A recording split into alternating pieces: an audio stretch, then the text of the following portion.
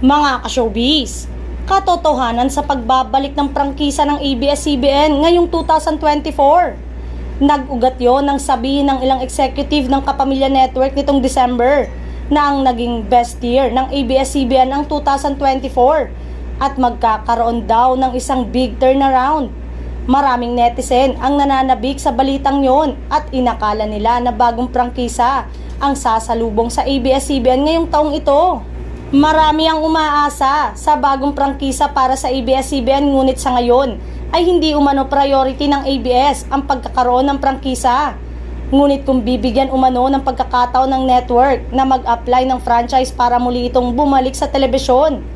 Sa ngayon, ang ABS-CBN ay isang malaking content creator, kaya mula nang nanindigan ng media entity ang kanilang estado ngayon, marami na silang produkto o content ang maisasaere na sa iba't ibang platform sa TV man, sa cable, sa digital, sa online, maging sa mga sinehan at marami pang iba. Ang sinasabing big turnaround at best year ng ABS-CBN ay more partnership at collaboration sa mga malalaking kumpanya, media companies at international project. Mula ABS-CBN Entertainment, ngayon ay ABS-CBN Studios ang tawag dahil sila ang nananatiling numero 1 content creator sa Pilipinas.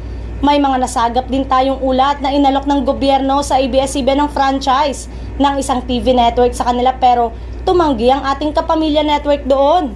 Ngunit ang sigurado, ayon sa isang source, ay may isang higanteng media company ang makikipag-alyansa sa Kapamilya Network upang gumawa ng isang bigating proyekto na tiyak na ikakagulat ng lahat.